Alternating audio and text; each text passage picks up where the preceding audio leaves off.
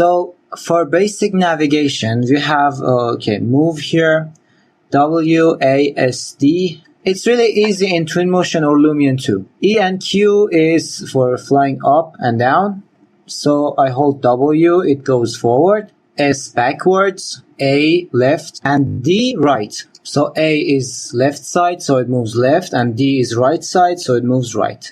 Q, E and Q, if you take a look, it says fly up and then E. Fly down, Q. Thus, E is for flying up and Q is for flying down.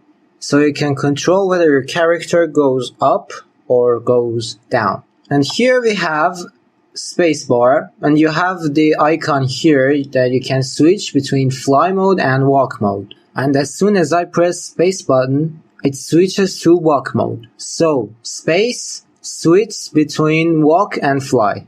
So when you walk, you move on the platforms. You can also press multiple keys simultaneously, like WA or WD. Like now, I'm moving on a path towards northwest. Or I can rotate and enter here. I cannot enter the house because there is an obstacle here. So I use fly mode temporarily to enter the building and press space again to switch back to walk mode. And I can climb on the stairs or walk on the floor. In general, Enscape has a built-in physics system. It also has collision and you can experience impact. Now I cannot walk further beyond, and this is a problem with the Revit file. There is an invisible obstacle blocking our path. So I'll use space, move forward, and then space again. And this is it. The next one is rotate. When you hold left click and move the mouse, your character rotates. You've definitely noticed that I rotate while moving. Now, when you use orbit, it automatically switches to fly mode. So you cannot have walk mode with orbit.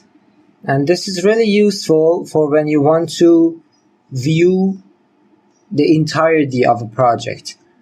And then we have the scroll.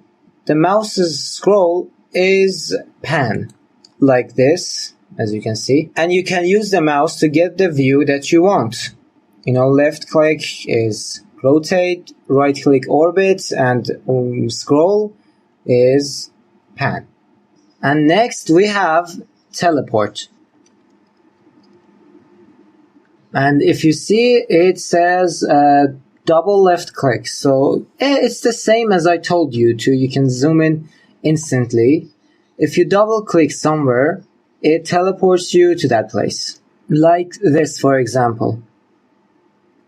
This really speeds up your movement and the amount of time it takes to reach your destination. So it's a really practical tool. And then we have time of day. We have to hold down shift with right click. And then we have to move the mouse towards left or right. Let's try that right now.